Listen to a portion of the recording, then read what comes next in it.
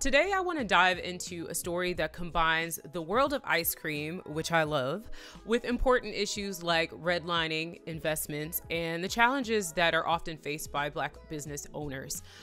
This story has a number of twists and turns, but it also has lessons that we can all learn from. So let's jump right in.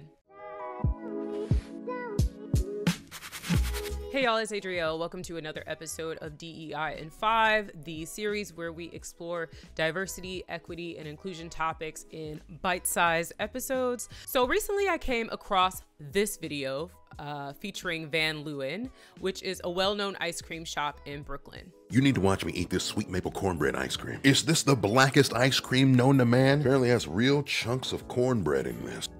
Bitch, come on, bitch. Bitch, come on. So it's a nice French vanilla ice cream, right? And the chunks of cornbread is very subtly sweet. It's not that cakey cornbread. It seems to be kind of like that drier cornbread. This slaps with an unfathomable degree of slappage. Van Leeuwen, you're invited to the goddamn cookout. So in this video, this person is showcasing Van Leeuwen's new flavor, which is a sweet maple cornbread. It looks delicious, but immediately I had a moment of deja vu and I was like, I recognize this flavor.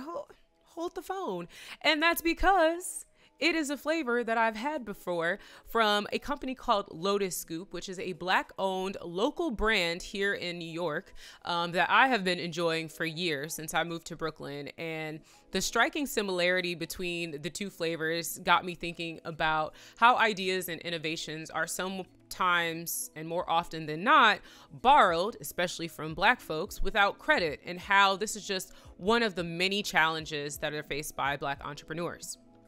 So I want to tell you a little bit more about Lotus Scoop. Lotus Scoop is, like I said, an ice cream brand, and it was started, or was, and I'll tell you why it was in a minute, but it was started by a woman named Adriane Stewart, and she founded Lotus Scoop back in 2013 with this really innovative idea. She wanted to make artisanal ice cream using overripe produce, and so she was really passionate about fighting food waste and bringing really great ice cream flavors to underserved communities for an affordable price. She was like traveling up to the Bronx to go to a food market to collect food waste, and she was super passionate about not only fighting food waste, but bringing really great, amazing ice cream at an affordable price to redlined neighborhoods. So we're talking about communities that are often overlooked and underserved by businesses, and she was personally driving up to the Bronx to collect this overripe produce from markets, and then also driving her product to these grocery stores in these underserved communities. A little bit more about redlining, right? Redlining is this discriminatory practice where services such as loans or investments are often denied or limited to people based on their race or the racial makeup of a neighborhood. So it's really a systemic issue with really deep historical roots, and it has a really lasting impact, especially on communities of color. And so Adriane was committed to serving these redline neighborhoods. And, you know, to me, I'm like, that's commendable and such a vision. But she had a really hard time finding investors who saw her vision, who were aligned. And there were a group of non-Black investors, Minetta Investments, that showed interest in Lotus Scoop, and they did invest, but soon after, conflict started to arise where they really wanted to control the brand's mission and the narrative. And so that battle, if you will, for lack of better words, actually led to the end of Lotus Scoop as we knew it. I had no idea all of this was happening until recently when I went to my local grocery store to get one of my favorites.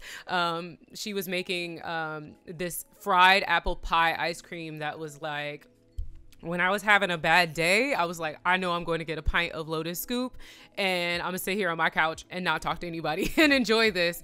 And I went to get it, and there was like virtually not even, it wasn't just that flavor was missing, like pretty much all of Lotus Scoop was missing. And so I was like, what is going on here? And so I did some research, and that's how I came across what was happening. And so I just want to pause here for a moment and just reflect, like, who gets investments and why do ventures that support underserved communities often struggle to secure funding? Is it just about profit margins, or are there deeper biases that are influencing investment decisions? And how can entrepreneurs like Adriane protect their ideas and get proper credit for their innovations. I know I'm asking really hard, tough questions, and there aren't any easy answers to them, but these are things that we need to be thinking about, having conversations around. We need to challenge the status quo and advocate for change in this world of investments and entrepreneurship.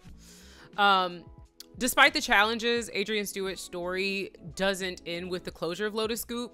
Thank goodness. She recently made a comeback with a new ice cream shop in Williamsburg, Brooklyn called Thick Ice Cream. So she's continuing to create really unique flavors and serve a diverse community. Some of the original flavors from Lotus Scoop have even made their way to the Thick Ice Cream lineup, which I'm excited about. And I'm just like really excited to see her continue to push forward despite all of the adversity and the challenges that have been posed.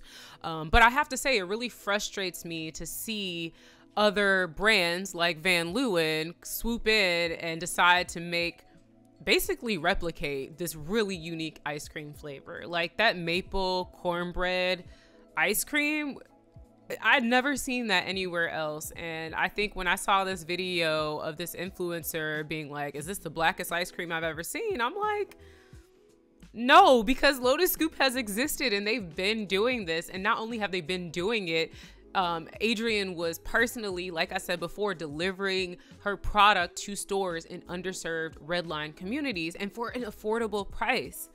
And so it just really frustrates me. I mean, I don't know the ins and outs of protecting your IP when it comes to food. From my understanding, it's pretty difficult. You can't really, trademark or patent, I don't think, an ice cream flavor. But even so, it's just so unfortunate that credit wasn't even given.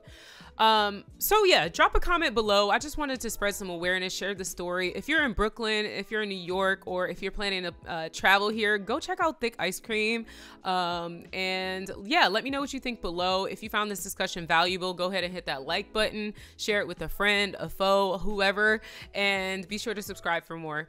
I'll see y'all later. Thanks so much for joining me. Bye, y'all.